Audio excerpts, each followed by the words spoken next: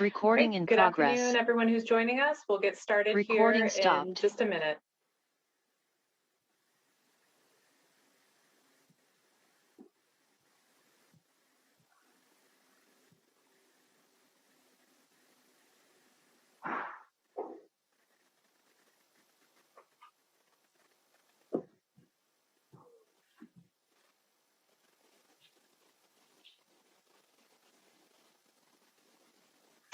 Welcome, everyone.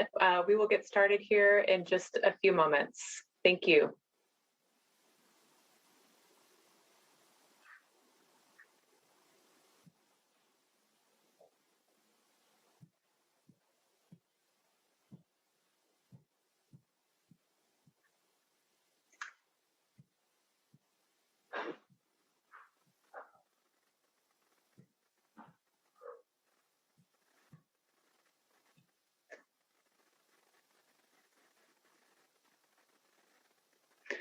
Welcome to those who are joining us. We will be getting started here in just a few moments.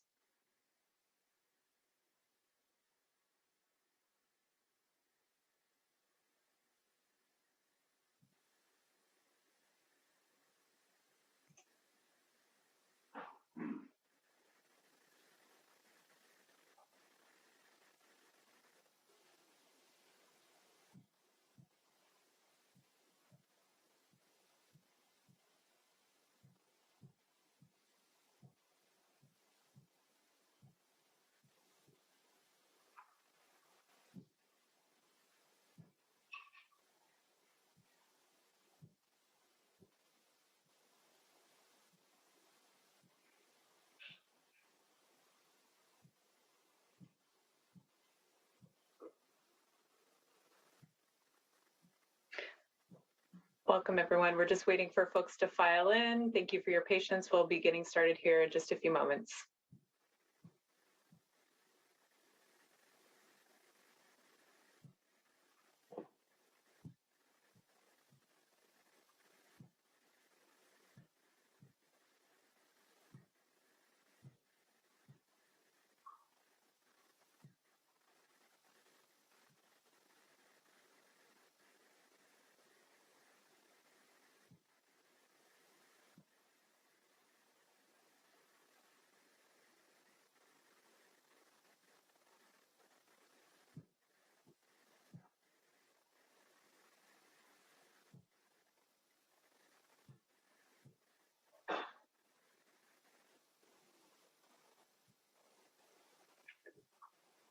All right, everyone, we're waiting for folks to continue filing in, so we'll be getting started here in a few moments. Thank you so much for your patience.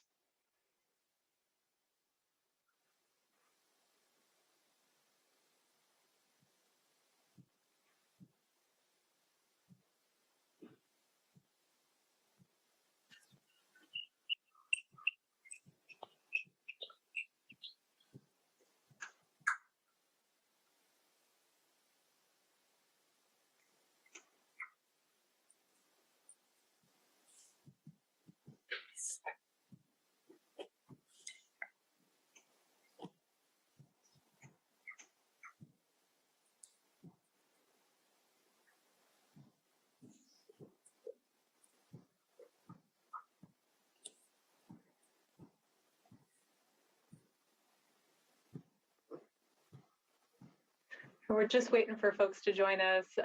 Thank you so much if you've been here for a few minutes for your patience. We'll get started in just a moment. Thank you.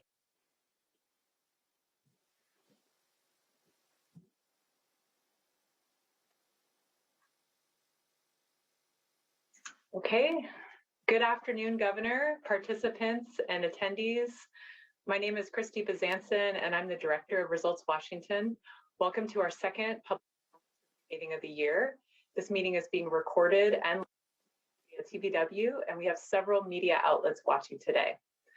First, as we get started, I would like to offer a land acknowledgement.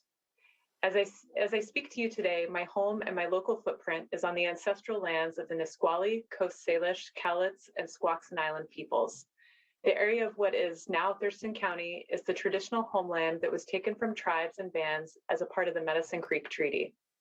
I pay my respect to their elders of the past and those individuals here today, colleagues, neighbors, family, friends, and community.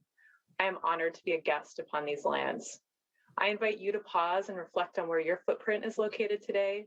If you're not sure, the Native Land app can be a starting point. We will place the link in the chat should you want to learn more. Before we get started today, I want to briefly orient you to Zoom webinar.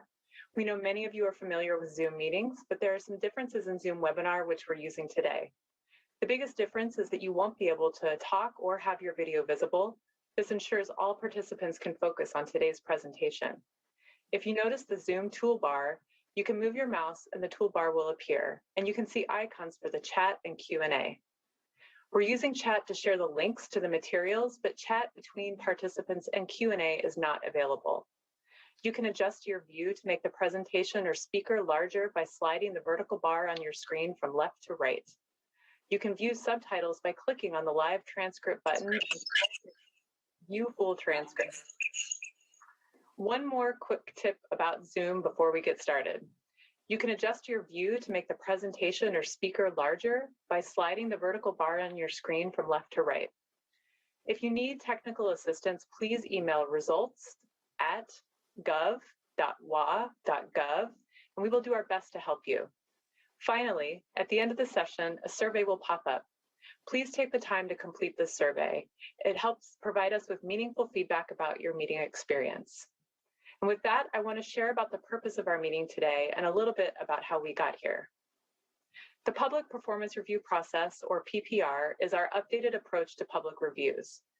We will meet with the governor regularly to share details on a specific cross-agency project tied to his priorities. It will be an opportunity for the governor to hear from those impacted by and involved in the project. And it serves as a space to talk about the work completed so far to help inform what is needed to get the project to completion. The Results Washington team, serving in a facilitation and coordination role, has been partnering with state agencies to tackle complex cross-enterprise improvement projects. We currently have 6 projects underway. The road to today's PPR meeting began last year. We met with agency leaders to identify and finalize improvement project recommendations. Leaders then chose what they wanted to work on and at what level of responsibility. And they identified the appropriate subject matter experts from their agencies. We worked with those subject matter experts to home in on a specific scope for the project.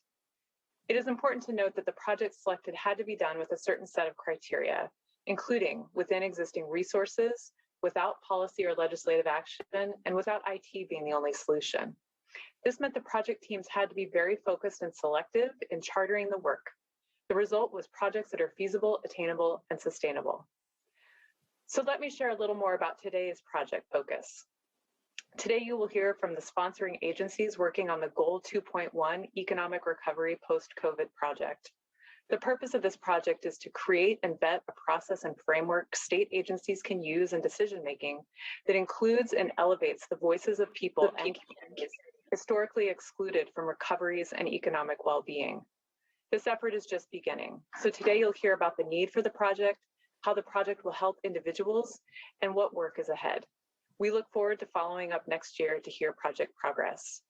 This is a collaborative, multi-agency project. A special thanks to our sponsoring agencies, Department of Commerce, Department of Social and Health Services, Employment Security Department, and the Office of Financial Management. Today's presenters will cover this project in much, much more detail, and we'll hear from our sponsors and the voices representing the lived and customer experiences.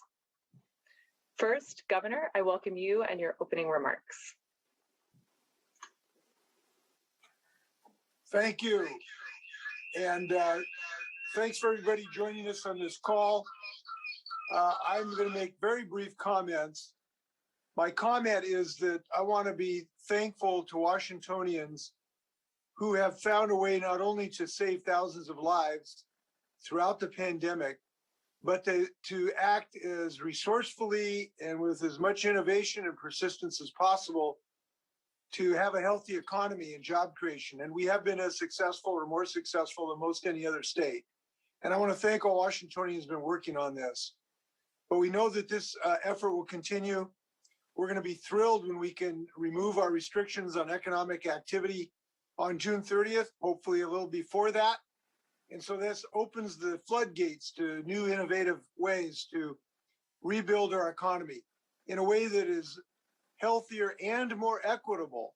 And so I'm really excited to listen to the ideas we're going to hear about today. So with that, let's have Adam and let's show some good ideas in Washington. Thanks.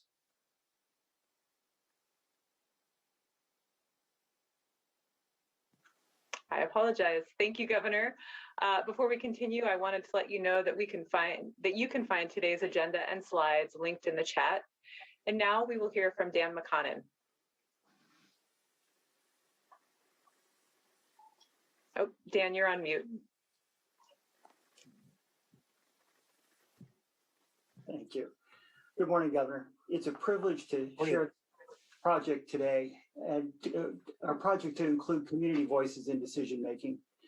Every agency working on the project is committed to improving the engagement of communities who have historically been excluded from decision-making in the recovery processes. When people talk about economic recovery, they tend to think about businesses reopening, people going back to work, or fulfilling basic needs such as food security and housing. What's less obvious is the pandemic's disproportionate impact on people in poverty. It's important to address this issue because despite the progress the state has made reducing poverty, many people fell further behind during the pandemic. They lost the ground they had gained before COVID, and they're not sharing in the economic improvement that we've seen so far.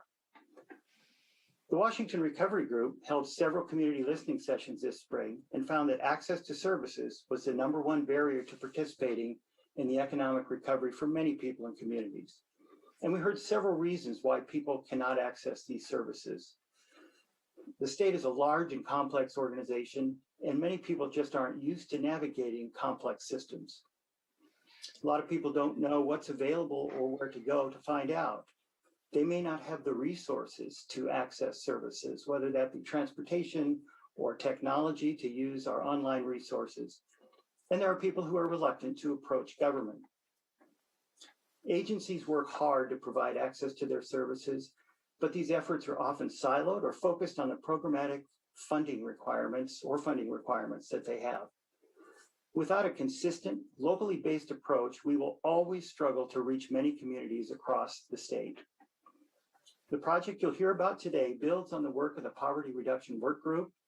We will collaborate with communities to design and test a process that engages those historically excluded from decision-making and recoveries. And today you'll hear from agencies and their customers about the importance of engaging customer voices in decision-making. And we'll hear about current efforts to use local partnerships to provide access to state services. And I'd like to close with a quote from the project charter that best describes the principles that are guiding this work. People impacted by the current economic downturn are the foremost experts on their lives and possess considerable knowledge as users of the systems and programs intended to assist them. Incorporating the knowledge and expertise of those most affected, as well as sharing power and resources with them, is essential to the design of equitable policies, programs, and practices that build a just and equitable future. And now I'll turn it over to Don Klinsman, the Acting Secretary at the Department of Social and Health Services. Thank you, Dan. We will actually now hear from Lisa Yanagida. Hi, good afternoon.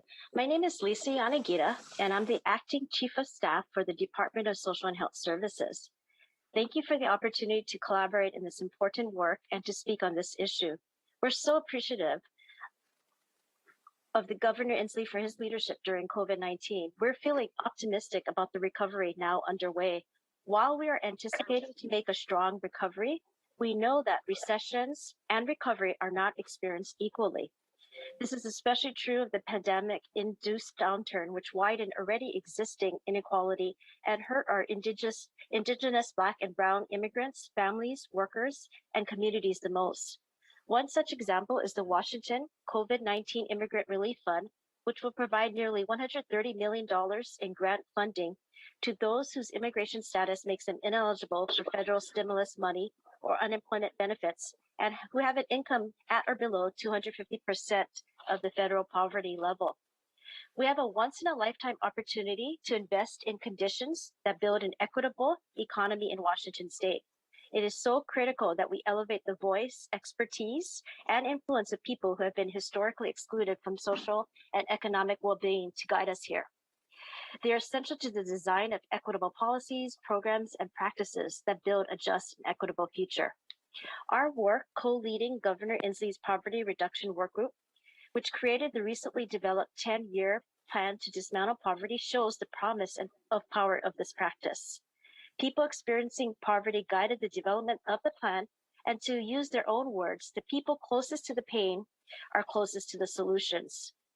As experts in their own lives, they are able to identify strategies and recommendations that address the root causes of poverty in our state. And as users of state programs, they were uniquely positioned to identify where the gaps are, the cracks in our systems because they're falling through them. The result was a plan to meet the moment, a blueprint for a just and equitable future that would benefit all of us. Investments in economic stability, equity, and inclusion benefit us all.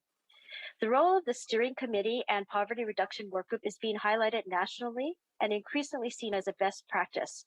We're very thankful of this opportunity to work with Results Washington and our partners to scale the practice of inclusive decision-making so that our policy, program, and funding decisions lead to an equitable recovery and economic future in Washington State. Thank you. All right. We will transition over to Chris Green from the Department of Commerce. Good afternoon, Governor. Chris Green from Department of Commerce. I am an assistant director. I also manage our state Office of Economic Development and Competitiveness. And just to make a real quick comment, we're really pleased to be a part of this project with our colleagues at the other agencies. And something that Dan mentioned earlier strikes a chord for us too. While we spend a lot of time trying to understand macroeconomic indicators and business income and international trade, those are very important things for us to look at and understand so we can see how the economy is working. Of course, they don't tell the full picture. And so I think I'm really excited about this project so we can think about how individuals experience the economy and how poverty is experienced by folks. And what do we do about that part of the economy? So we can then say, yes, Washington does have a healthy economy. We need it to be a healthy economy for everyone. So with that, I'll maybe ask to go to the next slide.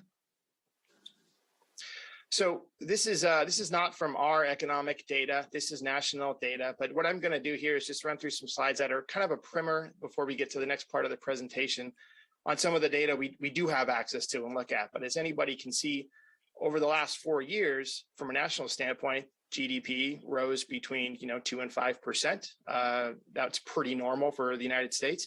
And then you have these very big, very disruptive swings as we get into COVID. And so these problems, even now that we're experiencing at the ports and other places, you can see why this disruption is far more than the GDP swing we had even in the Great Recession. Next slide, please.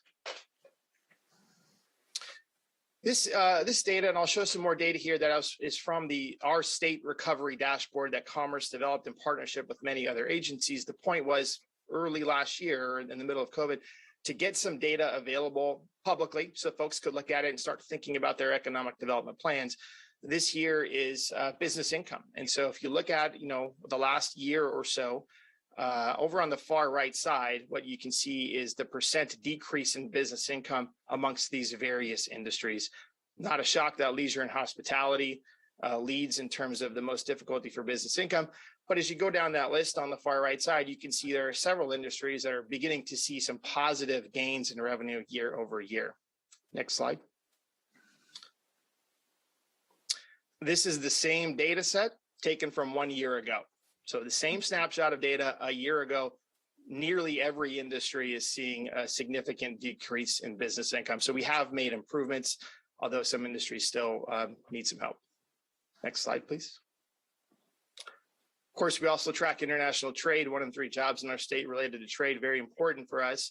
If you look at international trade impacts at present, if you look at the last year or so, aerospace still has some challenges. There are a variety of reasons for that we don't need to go into.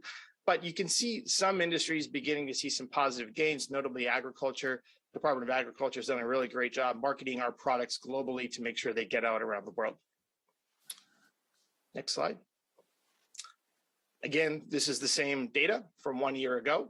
And so you can see nearly every one of these categories a year ago had a very different picture that they were looking at in terms of the difficulty and overall export volumes. Next slide. We also wanted to be able to look at consumer behavior just as another indicator of what exactly is going on in the economy throughout COVID. So we have this data, we update it very regularly on our Commerce website. On the left side, you can see credit and debit card spend by day. No surprise, big decrease as we began the COVID period. And I'd say some moderate positive increase over time to now. And on the right side, time spent outside of the home. Not a shock here either, far fewer trips being made. And I'd say more of an unsteady return to normalcy. We haven't quite gotten there. And that, of course, would stand to reason with so many folks working from home still. Next slide. And this will lead us into some of the next parts of the conversation. As we want to look at those macroeconomic data sets, they're really important to understand. We also want to understand how the other parts of the economy are working, particularly in and around poverty. This slide here, thanks to our partners at DSHS, shows participants in the basic food program by month. So you can see decreasing numbers of participants going into the beginning of COVID, and then sharp increases that have stayed somewhat higher than normal for the last several months. So just another indicator as we look at all of these things to understand how is the economy impacting everyone. Next slide.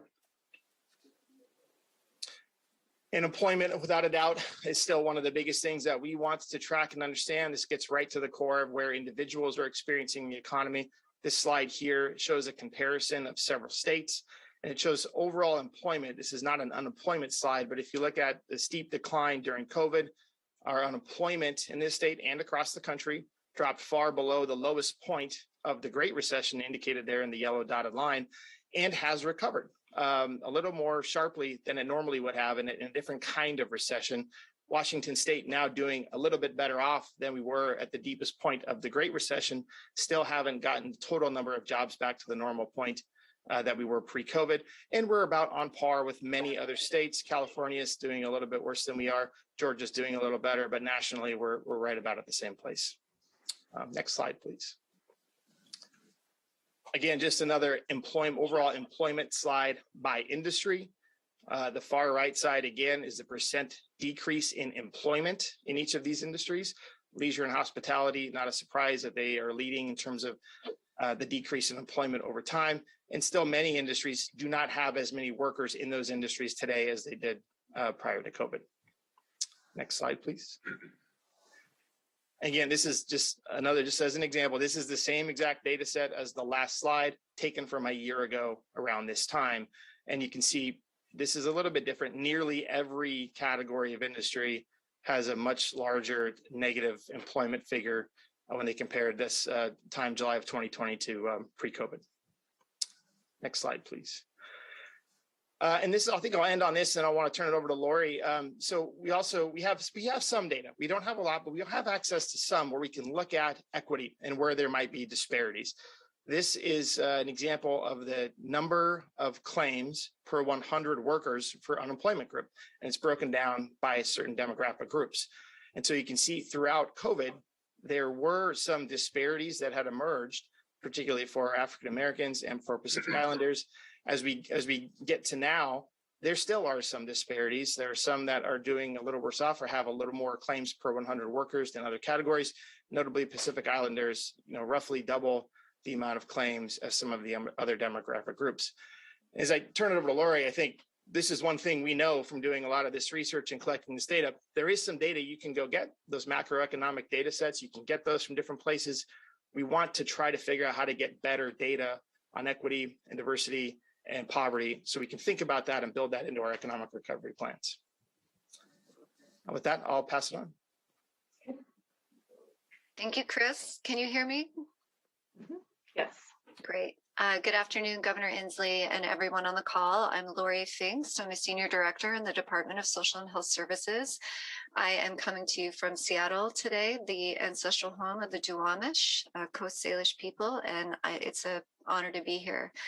So building on Chris's talking points, and thinking about what it means when we say just and equitable recovery, what we know from the past is that traditional definitions and measures of recovery are not equitable or inclusive. And I think Chris's data show just the uneven nature of the impact of the recession, as well as, where we're at in our recovery. We also know that COVID-19 and its economic consequences are exacerbating inequality that existed before. And that is especially true along racial lines. And so we feel strongly that without a shared vision and accountability toward a just and equitable future, we really risk maintaining the status quo and limiting our progress. We have to be intentional about how we move forward if we want to achieve our goals.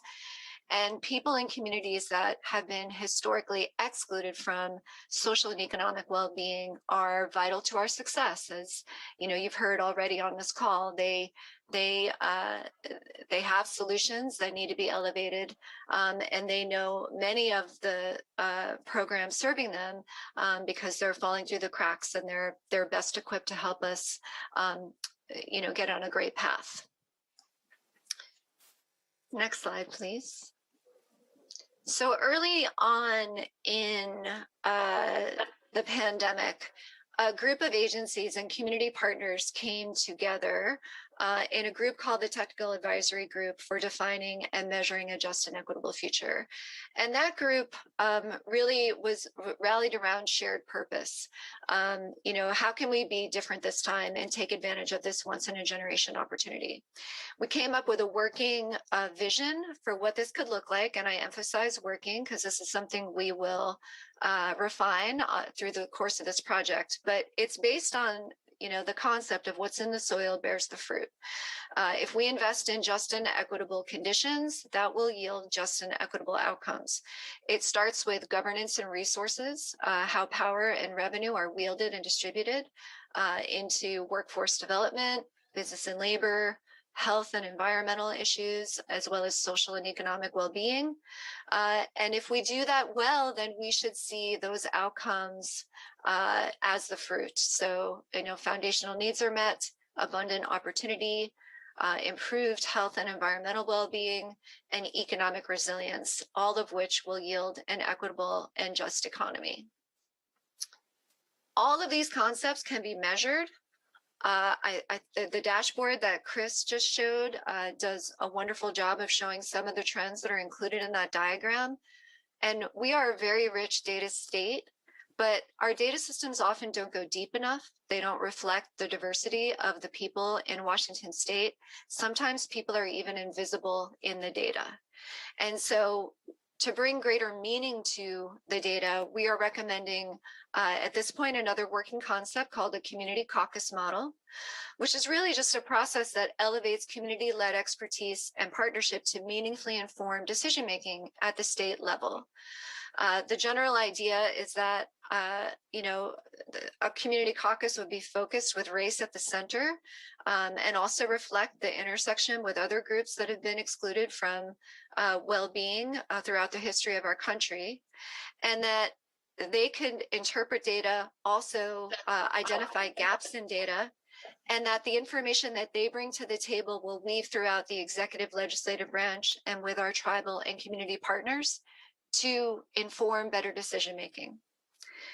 Next slide, please. And that caucus model would be embedded within a process of accountability. And this is really the heart of the project that we're presenting to you today, Governor. We would like to refine this vision, the tree diagram that I showed, in collaboration with stakeholders, use the existing data we have the caucuses be a part of interpreting that data and building greater meaning in it, and that will ultimately infuse throughout government so that people are better informed and community-led solutions are elevated. Finally, the project specifics, I won't go into too much of this. We are working to have something by the end of the year. We have kicked off, we're in the development phase. We are happy to have a strong public-private collaboration around this work. The Poverty Reduction Work Group is involved. We have 2 lead community partners, Statewide Poverty Action Network and Front and Centered, who are leading community capacity to build into this work. tribal nations, state agencies, the Office of Equity, the Recovery Group. We also have philanthropic support to support community capacity to be at the table. So we are very excited. This is a very innovative model being elevated around the country, and very much appreciate the opportunity to collaborate with all the folks on the call today. Thank you. Thank you, Lori. Governor, we're trying to make up a little bit of time, but we do have a moment or two if you have a question for the folks who just spoke. Yeah, could we go back? Can you hear me? Mm-hmm. Yeah, could we go back to the slide about the different industrial employment numbers? Let me just look at something here. Did these look like the ones you were hoping for? Yes. Okay. And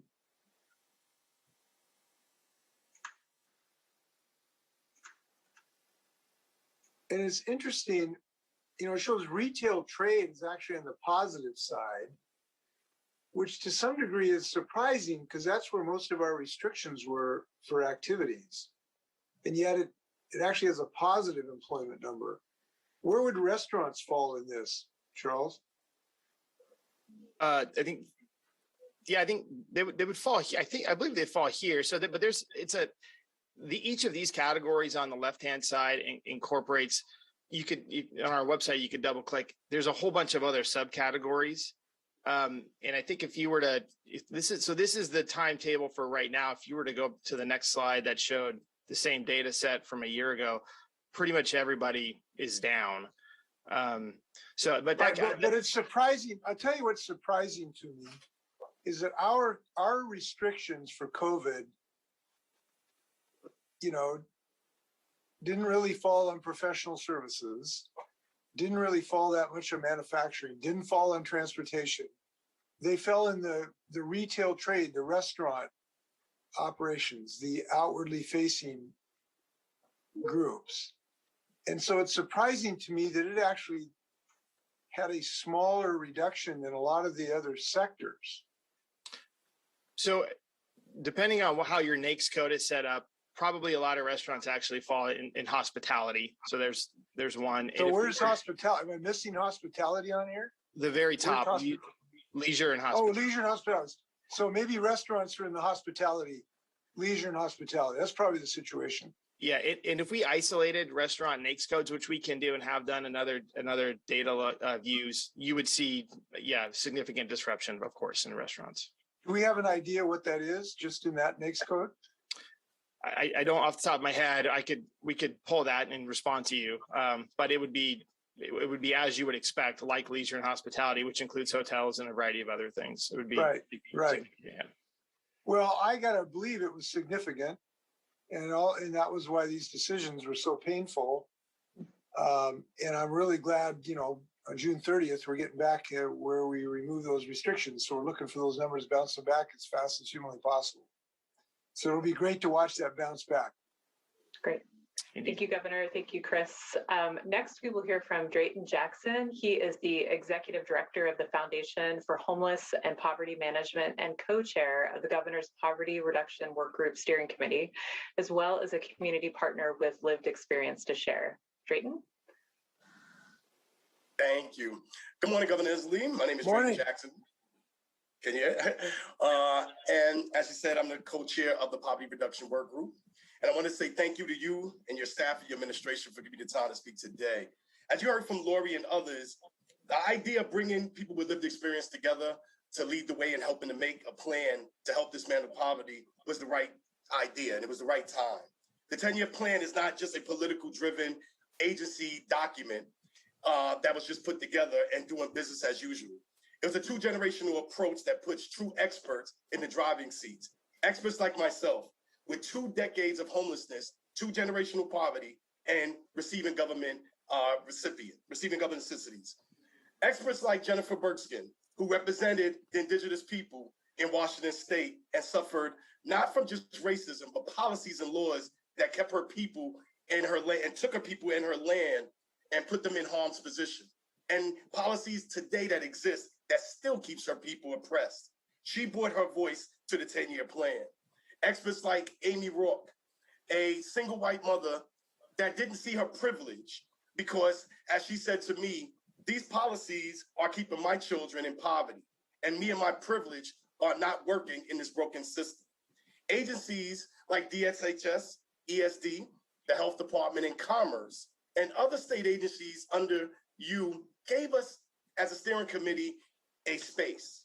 But not only just give us a space, they supported our voice being a part of the decision making. One of the things that was so critical is when we all got together, we all started to see the realities of each of our lives. They started to understand us as not just people on services, but as human beings. They quickly learned that the steering committee was not just a bunch of poor people that didn't understand anything, that we were very knowledgeable. And organizations like the Statewide Poverty Action Network, as they brought us together, they brought the experts in to have these conversations with us. And as we had these conversations, they quickly learned that we understood the system most times better than they did. I will tell you, not everyone was on board on both sides. The steering committee had a lot of trust issues with the system that judged us, a system that's built on structural racism and was created to help, but is only oppressed people. People like Sharice, a proud third-generation Washingtonian, Black woman whose family is hardworking, from great-grandma to her mother. But because of systems that were not made to help people that look like her, she's living in poverty. Not because she wants to, but because there are programs in place that do not give an off-ramp, but push us off the cliff. The work was challenging. Creating a space for someone living in poverty, like my co-lead partner, Juanita Masses, to tell the deputy director of an agency in your administration, you're doing this wrong. Can I show you a better way? The plan is just that, a plan. But proper action has to take place now in Washington State to remove the policies, laws, and racism from the agencies that were put here to help get people out of poverty, but are not doing so. Ask Dante. His lived experience to the steering committee was a Black man and a single father navigating through childcare so he could finish his degree from college, only to have barriers and policies that were outdated stepping in his way to delay his efforts. Children and families living in poverty are doing everything that we can to get out of it. Who better to fix the system than us? We are the experts. We are the ones that know that what is outdated and what is not working. You took a bold step in asking for your agency leadership to work with people like myself with lived experience, living in real-time poverty. You and your administration gave the space, the funding for the poverty work group to come together and work together. Let's not stop. The steering committee needs to be in Washington state government, with dedicated funding and a place in administration where we can help create policies and programs and build a system to do what the 10-year plan is doing, becoming a blueprint to dismantle generational poverty, not just here in Washington, but throughout America. The work has started, and on behalf of our steering committee, we are ready to finish that work. And I thank you for the time. Thank you, Drayton. Governor, do you have any questions for Drayton? No, thank you.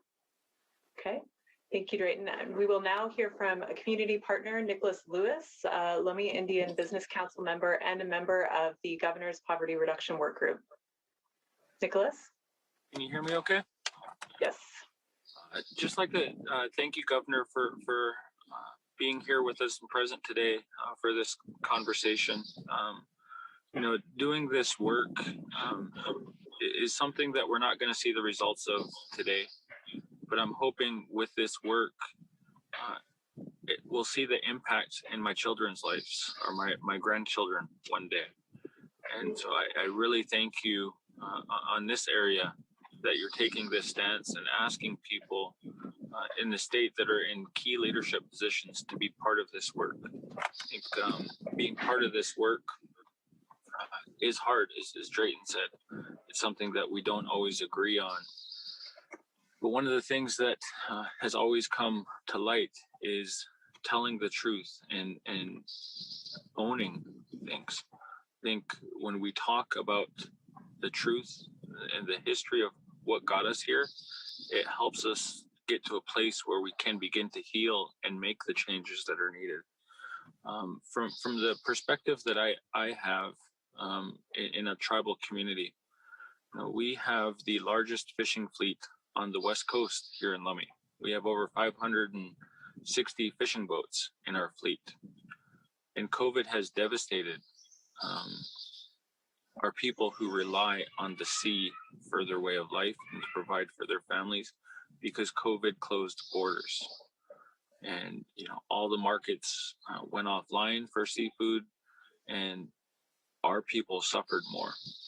And one of the things that we've seen in a few instances is when the tribes utilize what little means or resources they have, there are things that are in place federally, like the General Welfare Exclusion Act, are things that bring revenue through treaty rights that are non-taxable.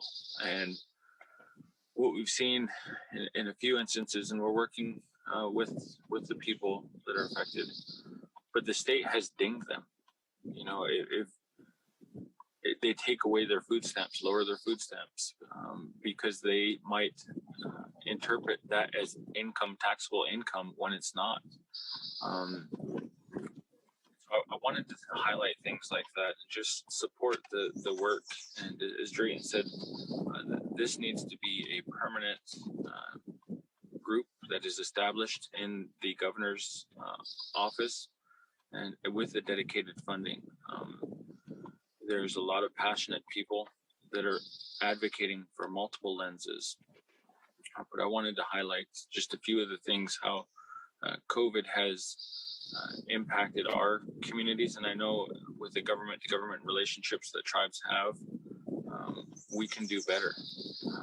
It's unfortunate that when you look at the data, Native Americans are affected at the highest rates of poverty, some more than others, and it's alarming. The state has taken, as Drayton said, from tribes. And yes, today is better than it was historically, but you look at what happened in the news recently just across the border, which is not far, with those bad policies, the statements of government, or the stances of government, like with the boarding schools. Those are real. And our people have been talking about those type of things, and it's finally starting to get attention. Our children were taken and stripped from our families, and the boarding schools wasn't that long ago. Our families still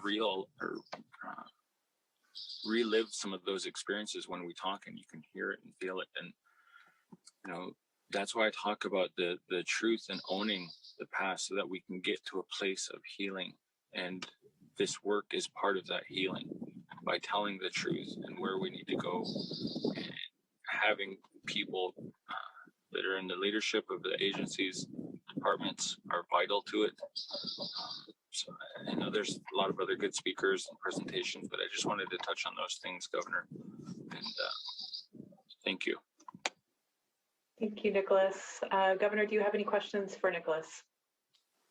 Yes, if I get on my speaker, can you hear me? Yes. Yes. Okay. Well, Nicholas and Drayton know very well that COVID was not an equal opportunity virus. It has had a very unequal, disparate pain throughout our community. And that's one of the reasons that we have been dedicated to this process. By the way, I do want to comment on the Canada situation, which has been difficult in the fisheries.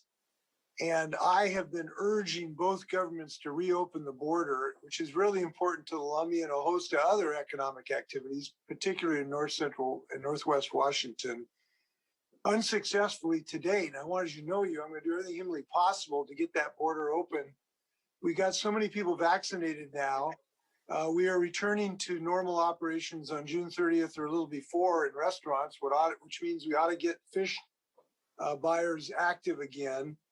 I just want you to know that I have a sense of how tough this has been. And I do think we ought to get that border open. And I'm glad we're opening restaurants. That ought to be good for the fishing industry. That's important. And it's kind of one of those things that I hope this process will make sure that we are more aware of where the pain is.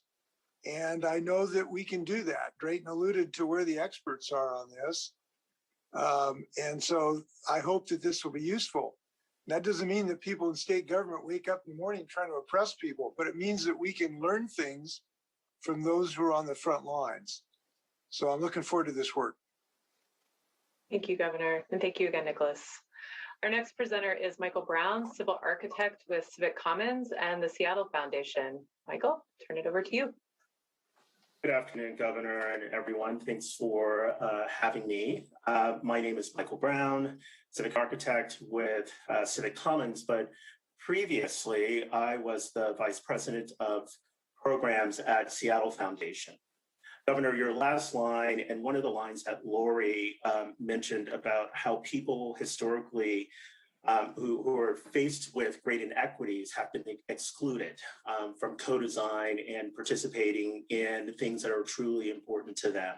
And that's one of the things that I wanted to cover today and talk about the work that Seattle Foundation in partnership with King County and community has tried to do in greater Seattle, and how we have we think we figured out a way of bringing community in truly as a partner, sharing our power in order to achieve transformational results.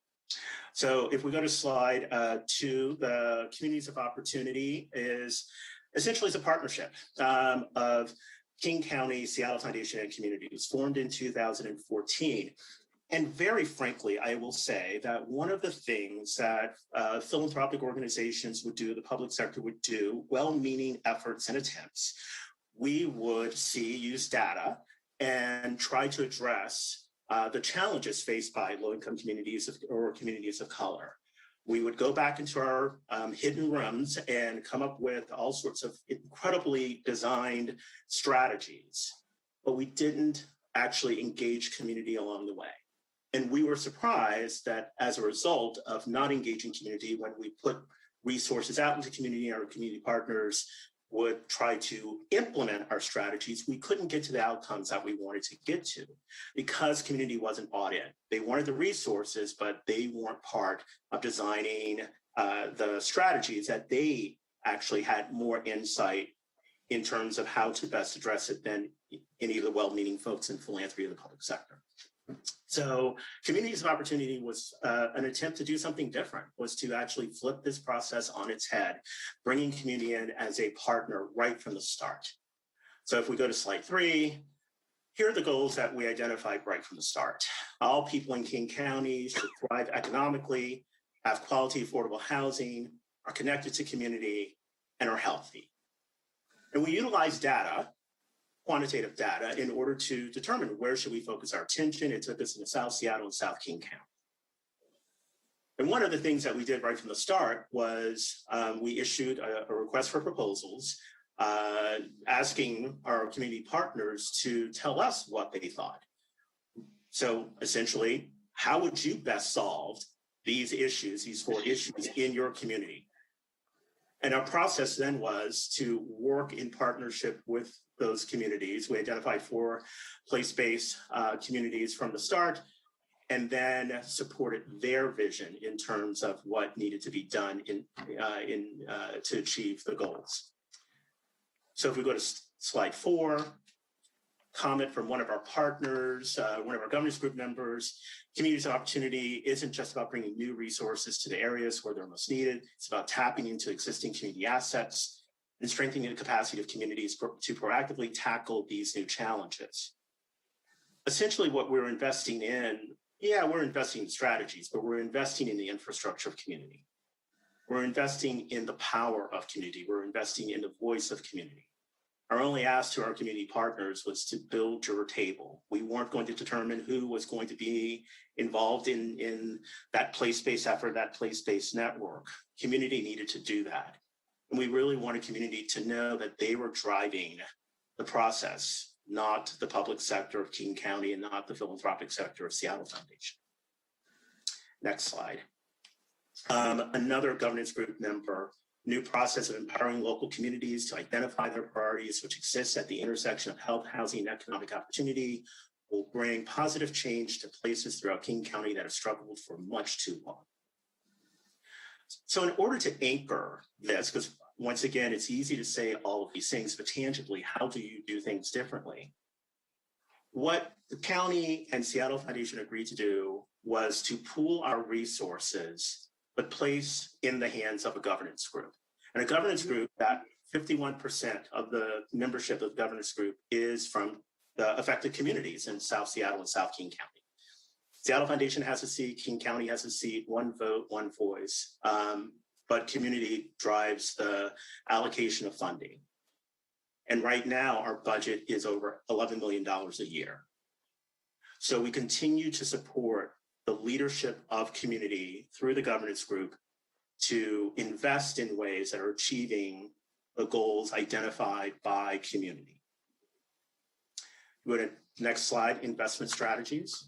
I'm not going to go into a lot of depth here, but we have three key investment strategies. The learning community, which is our attempt to spread our knowledge and technical assistance as broadly as we can. We can't fund every community in King County, but there are things that surface that we learn from the things that we're investing in, but also things that are emerging just across the country in terms of knowledge that other communities can take and then apply in their work. Systems and policy change is almost self-explanatory. We have to get to root cause. It's great to support the 5,000 people that live in White Center, but we have to find a way of addressing the needs of 1.5 million people in the King County area. So our investment in system and policy change is a key driver. And once again, we have bridged the gap between large intermediary organizations with community. So to ensure that community voice and insight is informing the work of policy intermediaries. And the last strategy is community partnership. And this is kind of the basis, the foundational component of communities of opportunity, where neighborhoods or cultural communities such as the Native American community or the African American community or the LGBTQ community are actually building networks in order to identify ways of addressing the inequities that they see. On slide 7, really quick outputs in terms of how this is showing up in community. There are the events, of course, and there are leaders developed and partnerships, relationships and connections made. But you'll start to see in the system and policy side, 10 policies passed and or changed. One, led by the Seattle Indian Health Board and community partners, passed the Indian Behavioral Health Act towards improving the Indian behavioral health system. Many other examples that continue to show the importance of engaging with community, having community build its network, its voice, its power, and then how it can influence where philanthropic and public sector resources can be directed to support the strategies driven by community. One of the things that we say around the communities of opportunity table, and it's a pithy statement, but in order to achieve the transformational, we need to build the relational and experience the transactional together. And we're all good, well-meaning people, and unfortunately, we tend to enter at the transactional. We don't take the time to step back and spend in community building relationships, strengthening those relationships, and strengthening trust. But that's what we've been doing around communities of opportunity since 2014, is to strengthen trust between the public sector, the philanthropic sector, and community. So we can then work together in new and innovative ways in order to support the things that are truly important to community, but more importantly, things that are truly important to regional prosperity and regional equity. Thank you. Thank you, Michael. Governor, do you have any questions for Michael?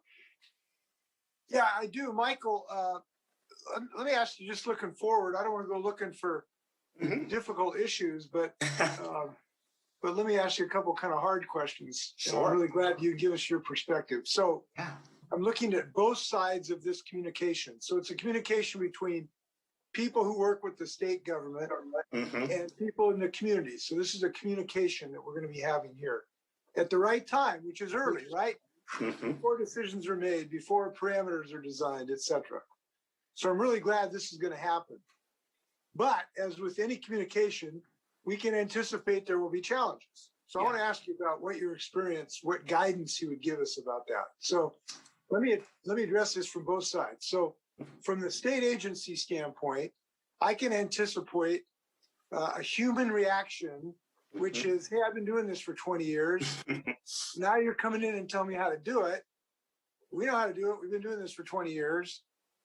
And you're saying, I've been oppressing you, but I don't wake up in the morning trying to impress anybody. I took this job. I didn't want to get rich. I just wanted to help you.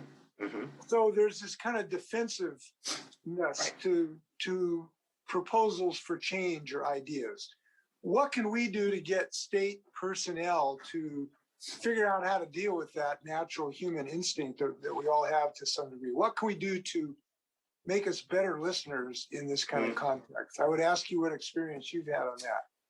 On the other side, I know that there will be situations where community members will make a suggestion that the state, for one reason or another, cannot accept. May not agree with the general principle, or maybe have financial limitations or whatever. And the instinct of the community member is, hey, you asked us to come tell you what we thought, and then you didn't listen to us. You didn't listen to us. What can we do to alleviate that human dimension? So give me advice, both sides. Governor, I really appreciate that question. And yes, we have seen this through not only communities of opportunity, but other partnerships that we have with either the city of Seattle or King County. In terms of state agency and the team within the state, you said a really important word that I don't want to lose, and you said how to listen, and I think that's really key.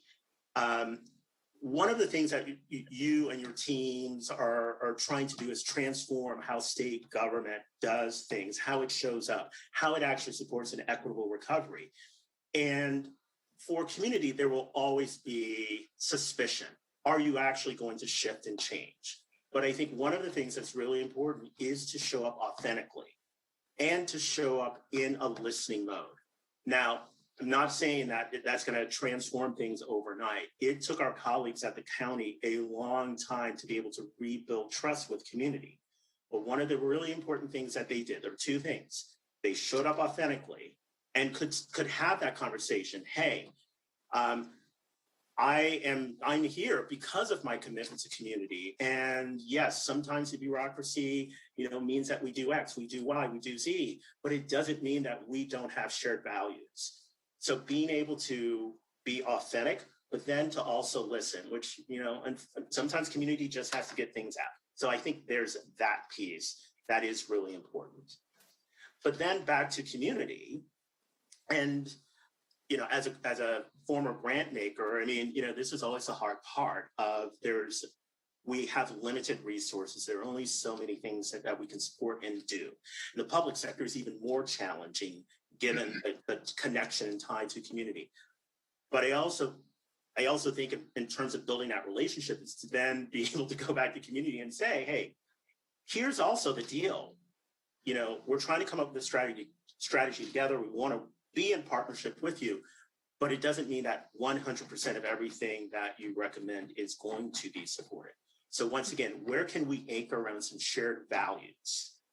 Where can we partner in terms of building some new partnerships? So, because when I think about the work that this is trying to achieve, it's not just on state government. Where does philanthropy come into play? Where does the private sector come into play? There are things that we can build together. But I think that piece for community to be able to in conversation, in dialogue, to be able to anchor is, we have some shared values here. Let's make sure that we're clear about that. We anchor around that. And then we can, in partnership, figure out how we can work externally to build some new partnerships that potentially can support our shared values moving forward. Great. Thank you. Thank you, Michael. Thank you, Governor. I will now hand it over to Cheryl Smith from the Department of Commerce. Good afternoon, Governor. I'm Cheryl Smith. I'm the Director of Community Engagement and Outreach at Commerce. Governor, last summer, your office allocated CARES Act relief funding for nonprofit organizations to Commerce, and they have, as you know, been struggling to meet community needs, especially throughout the pandemic. Like other COVID relief funding Commerce we received, we wanted to allocate the funds quickly and equitably. We were able to establish 3 programs that significantly increased access to historically underincluded communities. First, we established a small business resiliency network of 31 diverse, trusted community organizations that continue to provide culturally and linguistically relevant outreach and technical assistance to small businesses and nonprofits, assisting over 16,000 businesses and nonprofits since last fall alone. We also successfully used equitable or participatory grant making for 2 nonprofit grant programs. We'll highlight one of those today, the Youth Development Nonprofit Relief Fund. Governor, as you know, equitable or participatory grant making does involve listening, as was just part of the previous conversation. Listening to those affected and then incorporating their guidance in all aspects of the program whenever possible. But it also involves using data to actually inform funding priorities and lowering barriers to access, including broad-based outreach, reaching programs you didn't even know existed, and providing assistance. And most of all, it involves shared decision-making. I'm delighted to report, Governor, per the previous conversation, that as we share stories of what we've done inside Commerce, we're beginning to see people throughout the agency very excited to start incorporating these equitable grant-making principles into our other funding. I'm very hopeful that real-life stories can really make a difference for folks. Today, I'm really pleased to introduce Elizabeth Whitford, CEO of Schools Out Washington. Schools Out Washington is the preeminent support organization to the youth development field in Washington. Youth development programs serve school-age kids through young adult, providing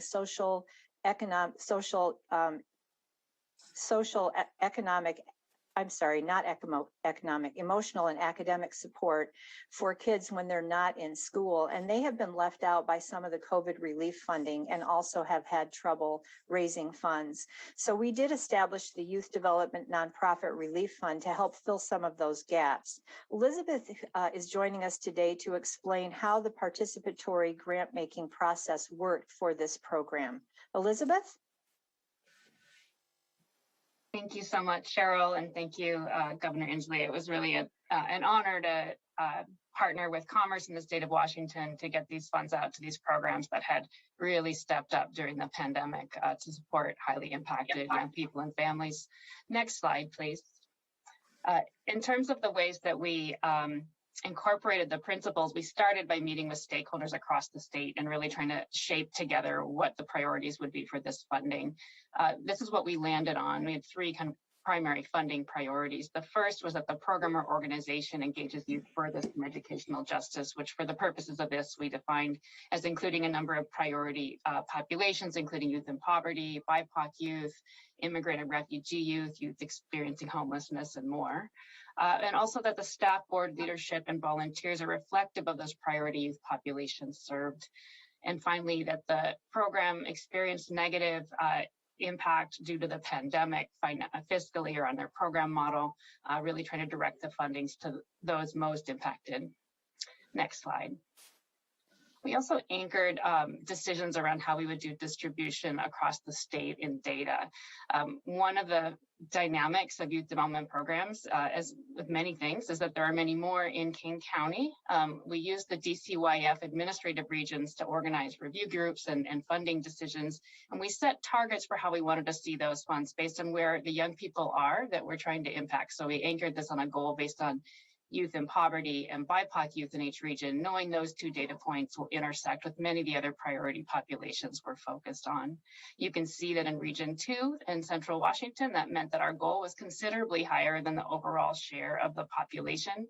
And that did end up influencing how the funding distributed, with larger awards going to our awardees in Region 2 so that we can build their capacity to serve the young people in that region. Next slide.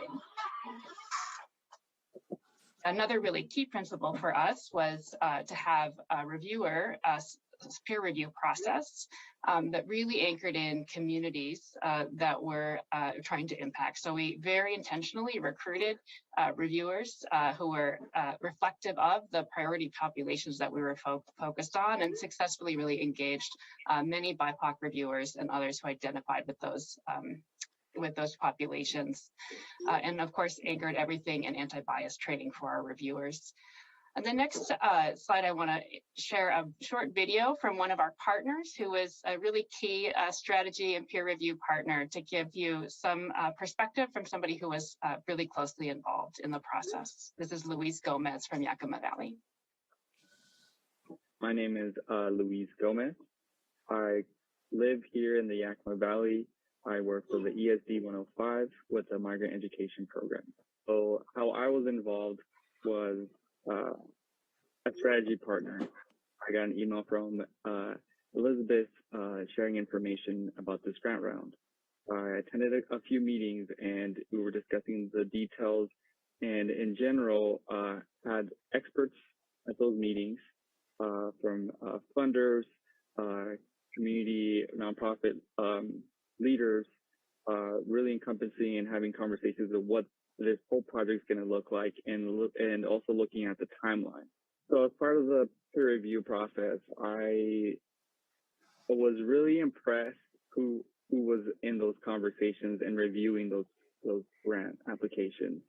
I was invited to recruit people from my community, from the Yakima Valley, to actually read the grant applications. Usually it's the other way. People from the West Side, Seattle, Olympia, are reading the stories of my community. But in this case, it was actually people that lived here. They got invited to participate in that. So our group covered Central Washington and a little bit of Tri-Cities area as well. So what the grant applications we read, we understood, and we knew what those organizations were going through because we lived in these communities. So yeah, that's as my role with the Community Foundation as a funder, that's usually not the case, even in private philanthropy, but seeing it in this opportunity through the Commerce, through Schools Out, was very, very impressive.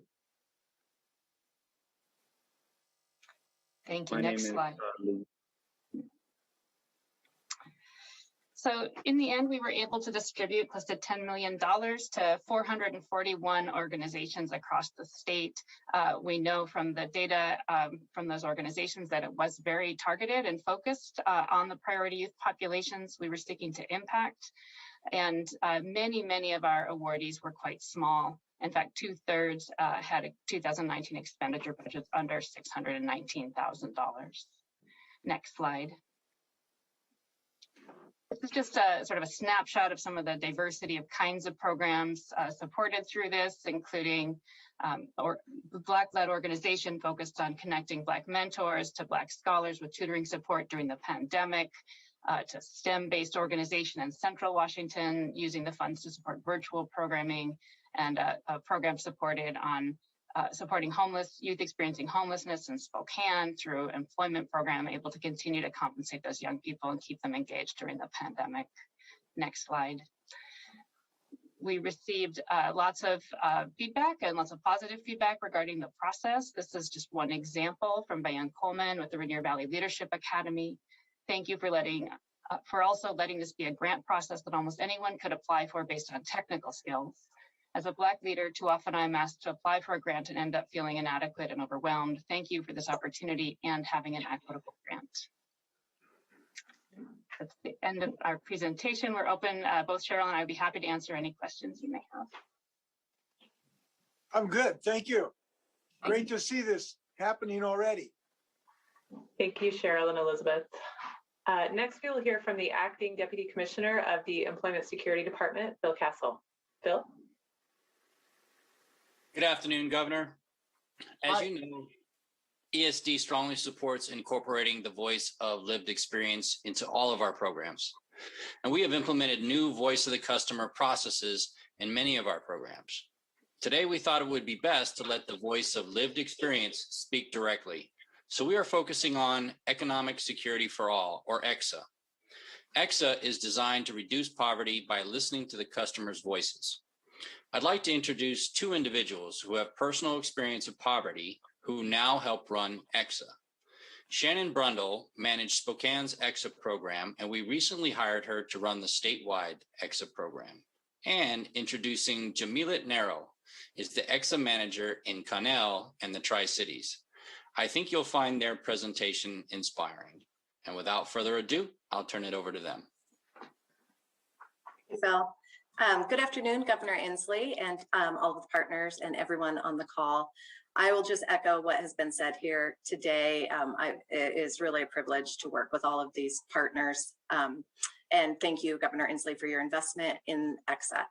And my name is Shannon Brundle, and I am the program manager for the Employment Security Department. And I am a person with lived experience with poverty, both as a child and as an adult, as a single parent. I'm presenting today with Jamilat Narelle, and she will now introduce herself.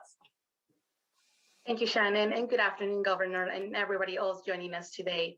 My name is Jamilat Narelle, and I am the Community Programs Manager at the Benton Franklin Workforce Development Council, and my work is focused on serving marginalized populations such as single Latino mothers, non-custodial parents, and the Latinx community. As a Latina, first-generation college student and immigrant, I am also an individual who lived experience in poverty.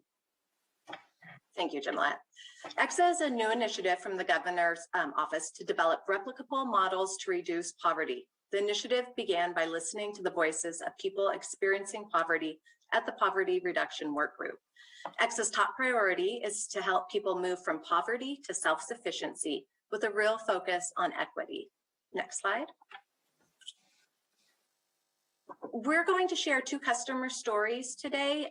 Neither of the participants were able to join us due to conflicts, but they have generously agreed for us to share their stories with you all today.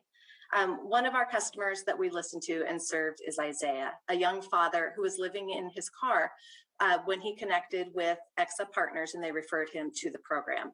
He did not have access to technology and he needed several different services to move up in his life. So through the EXA model, Isaiah was able to get a career coach, a self-sufficiency goal, a career plan, and access multiple services from different agencies with more efficiency than if he was going to go about it on his own. He's gotten not only these services, but also equipment like a laptop and Wi-Fi access and is working towards his GED and permanent self-sufficiency with the motivation of providing for his daughters. What's exciting about EXA is that we have multiple groups at the local level all braiding their services into the model to make it a little easier for people to access what they need. We prioritize the people that were disproportionately harmed by COVID job losses and prioritize people of color and rural communities. We started with 4 pilot regions and are now going statewide. Over 60 community organizations are working together to serve EXA customers, and over 400 individuals have been enrolled so far. The EXA program follows the same service model across all the states. So the 4 program pilots and the additional ones that we'll continue to have, they all ensure that participants have access to individualized assessments, a plan to move to self-sufficient wages, resources for basic needs, and intensive career guidance for education and training. Those services combined lead participants to self-sufficiency. Next, please. 24% of EXA participants have experienced homelessness, and all of them are below the federal poverty level. This slide shows what our enrollments looked like, starting off with a lot of momentum and then slowing down during COVID. But even during COVID, as the service providers adapted their service delivery models, they were still able to engage customers. And you can see in the last quarter that enrollments have really begun to pick up again with the return of training opportunities and the economy opening back up and customers just feeling more safer in general to take some of these opportunities. Next slide. This slide shows that EXA serves far more people of color than the proportion across Washington state as a whole. With a focus on equity, 49% of our participants are BIPOC or multi-ethnic. Next slide. And as Shannon mentioned, today we're bringing you two participant success stories. And as you can see on this slide, we have an excellent participant success story we would like to share with you to showcase the EXA program in Benton Franklin and how we were able to assist Christopher. Christopher is a resident from Franklin County who came to us facing multiple challenges, mainly focusing on closing his employment gap due to incarceration in previous years. He did not have the financial supportive system or the guidance on how to re-enter the workforce. At the time, Christopher was also living in poverty, receiving public benefits in the form of food and health assistance. Christopher and the employment specialist from the EXA program both focus on the 4 pillars of support: healthcare, childcare, transportation, employment, and training. They both work together on creating individualized career plans to set self-sufficient goals and to move him out of poverty. Through intensive career mentorship, Christopher was encouraged to reach out to previous employers locally. He was able to obtain an employment opportunity with a previous local employer. The EXA program provided him with the necessary supportive system and necessary supportive services to ensure he had the required clothing, tools, PPE needed to perform the job. After receiving 1 month of EXA program services, Christopher successfully started working as a full-time upholstery technician, making $21 per hour plus benefits. Christopher also became an independent contractor working small projects on the side, and he's now making way above self-sufficient wages and does not longer need state-funded benefits as he's out of poverty. The EXA program continues to provide Christopher with follow-up services up to a year to ensure that he retains employment and receives career guidance should he need or face new challenges in the future. Next slide, please. This last slide offers suggestions on how you can get involved to support EXA and help us as we assist several thousand participants move out of poverty. And we want to keep improving. So if you have other tools we can use or advice to help us ensure we grow in our ability to authentically listen to the voice of lived experience, we welcome that feedback. And to close, I'll leave you with a customer quote from Spokane. "Everyone was so supportive, friendly, and nice. I'm thankful for this program. The EXA services helped me keep my family stable and attend workshops and training, which played a huge role in me finding employment in a field I enjoy." So I would just like to thank you all. Thank you, Gemalette, and everybody for giving us the opportunity to present today. And we welcome questions. Thank you. Governor, do you have questions for Phil, Shannon, or Gemalette? Yeah. Could you share, how did Isaiah, is it Christopher, what is their entry into the EXA program? How does it start? What's the portal for them? Isaiah actually was referenced from DSHS. We have in Spokane, in all of the regions, there's a very close working relationship, partnership between DSHS and the EXA navigators. So like he was dealing with DSHS through child support issues or food stamp issues, and they said, hey, here's a guy that could use EXA. Is that how it works? Or? Yeah, he was receiving SNAP food benefits. And so somebody helping him on SNAP had a light bulb thinking EXA could help him, and they connected him with EXA, or did he say, I need help? I mean, how did that work? They connected, well, in Spokane, the program runs out of the Spokane Resource Center. And so that is a hub of 18 partners services for customers. And most people, it is very well known in Spokane that EXA is a resource at the Resource Center. And so DSHS referred to the Resource Center, where then he got a navigator that started the enrollment process with him. So it starts with a frontline DSHS worker who recognized that as a potential, as I understand it. In that particular case, yeah, but it can take a lot of different forms. Also, in Spokane, I have the most experience there personally, just because I was the manager there. The Resource Center serves a lot of folks that are homeless. And so as they come in, they'll do an assessment. And then so right at that assessment, it can be determined if there's interest in being a part of the program. So I guess the question is, are our DSHS frontline people adequately enabled to figure out who should use EXA or inspired to use it? Is there more work to be done in that regard or not? I would say that that is a developing relationship. DSHS has been a great partner, and now that we have all of the expansion happening throughout the state, all of the areas are working on developing those relationships, and DSHS leadership has worked very closely with our team, our EXA team at ESD, and has been very involved. And so those relationships are developing. Well, I would like to encourage that and give some thought to try to make that structural in some sense. So I'm going to ask our team to brainstorm with you how to do that. If this is a great service, we want more people to have access to it. They're the ones to scout it out. So I may ask you and our team to brainstorm how to make that more universal. Thank you. We can have more Isaiahs out there. Yeah, I look forward to those conversations. Thank you so much. You bet. Hey, is Chris Green still on the call? Chris, are you there? I don't know if he's still there or not. He may have had to drop off. Okay, well, I'll ask Chris the question.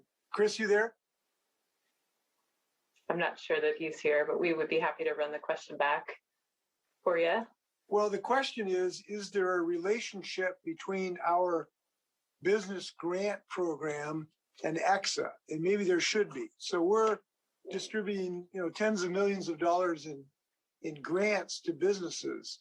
Maybe we should make part of that, an interest or at least openness to deal with EXA or our workforce development in general, and make that part of our relationship in that grant program. If somebody can talk to Chris about that, let me know if that's feasible. That would be great. Chris or Cheryl? We can follow up. No problem. Yes, absolutely. Okay. We can follow Great. up. Thank you. All right. Thank you all. Okay, so we are going to pass it back to Drayton, who will take us home this afternoon. Drayton? Thank you, guys, and thank all of you for coming to the table. I wanted to touch on just real quick what you was talking about with Mr. Brown. And the Statewide Poverty Action Network, Governor, brought people into us that explained the system to the steering committee. Once we understood why certain things didn't work, we were able to help them figure out certain ways that, did you try this? Did you try that? And we had a lot of aha moments like, wow, we didn't think about that. Like you said, they've been doing it the same way for years, and now we were bringing just new eyesights to it. And I think the key here is going forward, not just sticking to the everyday form. You have started a revolution around this nation. People are talking about the 10-year plan and the work, and we've done. The questions that Lori and others get now are, how was that experience of letting people that don't have this skill or anything sit at the table and lead the discussion? And what you'll find is many in the poverty work group, we became their partners. We became their people that they trusted like we trusted them. And our relationship and a bond was created. And I think that you have so much at stake when we talk about moving forward. Many people talk about budgets. How can we fund this? The key role is, how do we get people to independency? How do we make them strong? And an investment in a committee that will stick to that is important to it. I'll leave with this. The Poverty Reduction Work Group made me strong enough to run for the school district in Central Kitsap. I now sit on the Central Kitsap School District. But it's not that, it's the response that I got from parents that not just Black and brown children, but those living in poverty. A mother asked me, I never thought somebody living in poverty can sit on a school board. And it made me realize how important it is to have people with lived experience sit in the rooms with policymakers and legislators.